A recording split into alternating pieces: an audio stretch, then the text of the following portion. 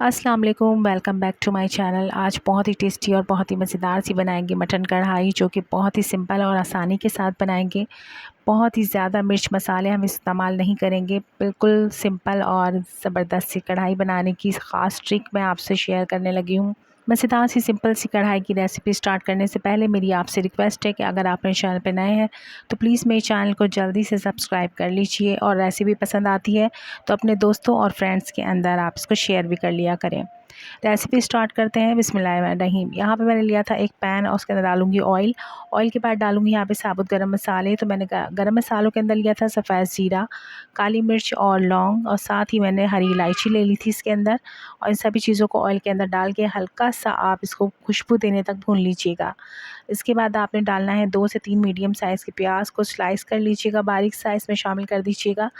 जो मेरे पास गोश्त की क्वांटिटी है तकरीबन 500 ग्राम है। यहाँ पर हमने प्याज को ऑयल के अंदर डाल दिया था, और डालने के बाद हमने इसको फ्राई करना है, लेकिन हमने प्याज को कलर नहीं देना, जस्ट सॉफ्ट करना है।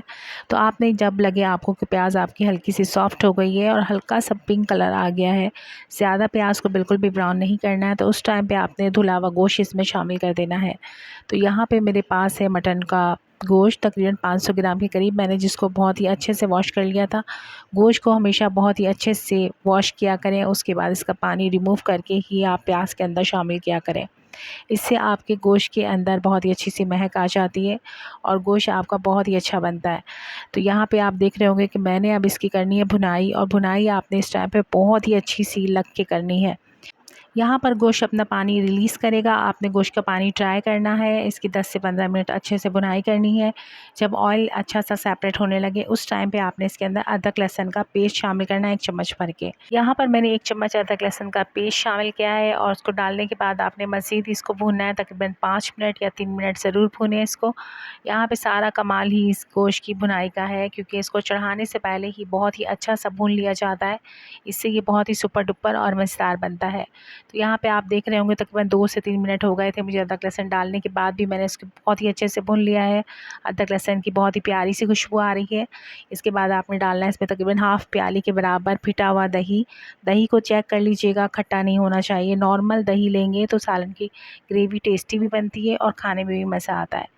तो बस यहाँ पे मैंने नॉर्मल सी दही डाल दी थी तकरीबन हाफ़ प्याली के बराबर। अब आपने क्या करना है कि दही के पानी को भी आपने रिमूव करना है और इसको भूनना है। अगर आपका हाथ दुख जाए भूनते-भूनते तो आपने मीडियम टू लो फ्लेम पे इसको कवर कर दीजिएगा।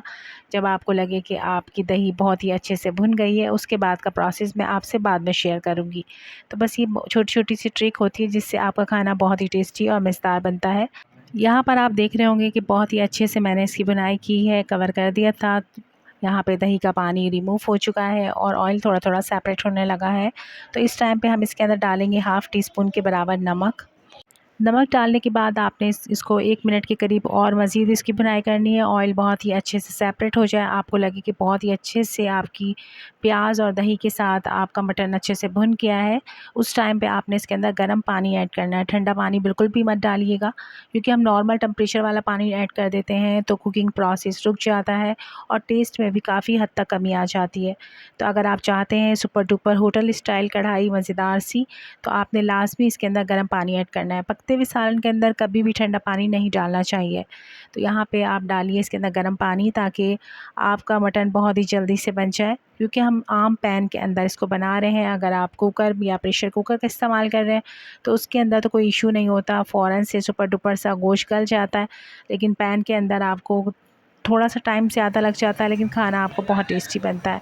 तो यहाँ पे मैं काली मिर्च की कढ़ाई बना रही थी और मटन को बहुत ही अच्छे से गलाना होता है। तकरीबन 4 गिलास के करीब मैंने इसके अंदर पानी ऐड किया है। बॉयल आने लगा है फ़ौरन ही, क्योंकि हमने गर्म पानी ऐड किया था। कवर करेंगे तकरीबन आधे घंटे बाद इस तरह से आपको कुछ दिखने लगेगा हमारा मज़ेदार सा मटन। तो आप देख रहे होंगे और आप सोच रहे होंगे कि मैंने मज़ीद इसमें मसाले ऐड नहीं किए, सिर्फ नमक ही इसमें ऐड किया है। और आप चेक कीजिए इसके अंदर प्याज बिल्कुल से गायब हो चुकी है और बहुत ही ज़बरदस्त। अब इसके अंदर स्पाइसेस की बारी है, तो हम इसके अंदर डालेंगे काली मिर्च हाफ़ टी स्पून के बराबर, हाफ़ टी स्पून के बराबर ज़ीरा पाउडर, धनिया पाउडर हाफ़ टी स्पून के बराबर। इसके अलावा आप डालिएगा हाफ़ टी स्पून के बराबर ही गरम मसाला। थोड़ी सी हरी मिर्चें इसमें ऐड कर दीजिएगा। बस ज़्यादा स्पाइसेस नहीं जाएंगे क्योंकि मटन बना रहे हैं वो भी ब्लैक पेपर के साथ। तो बिल्कुल परफेक्ट मसाले जा चुके हैं, होटल स्टाइल, रेस्टोरेंट स्टाइल आप कह लीजिए। बहुत ही यम्मी और टेस्टी बनेगा। अगर आप मेरी स्टाइल को फॉलो करेंगे तो यकीन करें खाने वाले का पेट तो भर जाएगा लेकिन नीयत बिल्कुल भी नहीं भरने वाली। बहुत अच्छा बनता है। तो बस अब आपने मज़ीद मीडियम टू लो फ्लेम पे इसकी 5 मिनट के लिए बुनाई करनी है। आपका टेस्टी सा मटन तैयार है जो कि हमने काली मिर्च के साथ बनाया था। अब आप देख रहे होंगे कि मैंने जो मसाले इसमें ऐड किए हैं वो इस तरह के मसाले हैं कि उसको बहुत ज़्यादा कुक किया जाए तो उसका फ्लेवर कहीं खो जाता है। लास्ट में आप उसको डालिए, 5 minute medium to low flame पे इसको भुनाई कीजिए। आपके मसाले इसमें अच्छे से हल हो जाएंगे और टेस्ट, मसालों की खुशबू दोनों बरकरार रहेंगे। जब आप खाएंगे तो आपको मज़ा आ जाएगा। तो बस यहाँ पे आप कवर करके भी इसको छोड़ सकते हैं 5 मिनट के लिए और रेगुलर इसको भून भी सकते हैं। तो बस आप देख लीजिए कि हमारी बहुत ही मज़ेदार मटन कढ़ाई तैयार है जो कि बहुत ही अच्छी बनी थी। जो बच्चे मटन नहीं खाते या घर में कुछ लोग मटन को पसंद नहीं करते तो मटन के अंदर एक ख़ास महक आती है, तो ऐसा कुछ भी नहीं होता है। जब इतना अच्छी सी भुनाई करेंगे तो यकीन करें मटन की महक कहीं खो जाएगी, कहीं गुम हो जाएगी। लास्ट के अंदर काली मिर्च के तीखे से फ्लेवर को बैलेंस करने के लिए मैं इसके अंदर डालूँगी मलाई। रेगुलर दूध की मलाई को आप अच्छा सा शेक करके फेंट के इसमें शामिल कर दीजिएगा। मेरे पास तो थोड़ी सी रखी हुई थी, 1 से 1.5 टेबल स्पून के बराबर, तो वही इसके अंदर मैं ऐड कर दूँगी। मलाई डालने के बाद इसका फ्लेवर बहुत अच्छा हो जाता है। अगर आपके पास फ्रेश क्रीम पड़ी हो तो भी आप 1 से 1.5 टेबल स्पून ही डालिएगा, इससे ज़्यादा मत डालिएगा। बस डालेंगे और इसको अच्छे से मिक्स करेंगे। यहाँ पे बहुत ही परफेक्ट मज़ेदार सी ब्लैक पेपर की मटन कढ़ाई तैयार है जिसको खाएंगे तो मज़ा आएगा आपको, बहुत ही अच्छी बनेगी। बकरा ईद है, यकीनन सबके घरों में अभी तो गोश्त मौजूद होगा। आप एक दफ़ा मेरी रेसिपी को ज़रूर ट्राई कीजिएगा और अपना फ़ीडबैक देंगे आप तो मुझे खुशी होगी कि आपने इतनी मज़ेदार सी कढ़ाई को ट्राई किया है। तो यहाँ पे आप लास्ट में आप गरम मसाला तो नहीं डालेंगे लेकिन हाँ, हरा धनिया तो आपने लास्ट में डालना है। हरा धनिया के बगैर तो इसका लुक ही नहीं आता। तो बस हरा धनिया डालिए और इसको मज़े से गर्मा गर्म सर्व कर दीजिए। बहुत ज़बरदस्त और बहुत ही टेस्टी सी यमी सी बनने वाली मटन की काली मिर्च कढ़ाई जो कि आपको बहुत अच्छी लगने वाली है। गोश्त इतना सुपर डुपर गला हुआ है ना कि आपको खाते ही मज़ा आ जाएगा। तो ये बहुत ही हेल्दी रेसिपी है, बहुत ही कम मसालों के साथ, लेकिन बहुत ही टेस्टी बनी थी। तो मैंने सोचा कि मैं आपसे ज़रूर शेयर करूं कि आप जब भी मटन की कढ़ाई बनाएं तो इसी तरीके से बनाएं। यकीन करें इसका फ्लेवर इतना मज़ेदार था कि आपने एक बार इस फ्लेवर को चख लिया तो लास्ट टाइम क्या, फ़र्स्ट टाइम क्या, बस आप बनाते जाएंगे। दावतों में भी इसको बनाना पसंद करेंगे। बहुत मज़ेदार बनी थी। तो यहाँ पे बहुत ही सिंपल और मज़ेदार सी मटन कढ़ाई तैयार है। लुक वाइज भी मज़ेदार थी और खाने में भी बहुत ही अच्छी मज़ेदार थी। तो बस आप देख सकते होंगे इस तरीके से आप बकरा ईद को गोश्त को बनाएंगे तो यकीन करें आपको बहुत मज़ा आ जाएगा। आप यहाँ पे मैंने इसको मटन के साथ बनाया है, आप इसको बीफ के साथ भी बना सकते हैं, चिकन के साथ भी बना सकते हैं।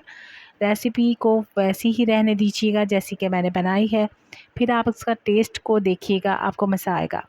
बच्चों को, बड़ों को, बूढ़ों को सबको पसंद आएगी क्योंकि बहुत ही लाइट सी बनी थी और लाइट ही मसालों के साथ जो चीज़ बनाई जाती है बहुत ही सुपर डुपर और टेस्टी बनती है। यहाँ पर गोश्त बहुत ही अच्छे से गल चुका है, आप देख सकते होंगे। कढ़ाई का लुक भी बहुत अच्छा था, खाने में भी बहुत टेस्टी थी। यहाँ पर मेरी रेसिपी कंप्लीट हो चुकी है जो कि आपको अच्छी लग रही होगी, लेकिन बकरा ईद के हवाले से, गोश्त के हवाले से मैं आपको एक टिप देना चाहूँगी कि अब आपने गोश्त जब भी बनाना है, पहले आपने गोश्त को अच्छे से बॉयल देना है, उसके बाद उसका पानी फेंक देना है, गोश्त को दोबारा से धोना है। अब आपने कुछ भी बना लेना है, आपका गोश्त का टेस्ट भी अच्छा हो जाएगा और काफ़ी हेल्थ के लिए अच्छा हो जाता है। रेसिपी इस टाइम पे अच्छी लगी हो तो प्लीज़ चैनल को जल्दी से सब्सक्राइब कर लीजिए, लाइक और शेयर भी किया करें। मिलते हैं नेक्स्ट व्लॉग में, इजाज़त चाहूँगी। अल्लाह हाफ़िज़।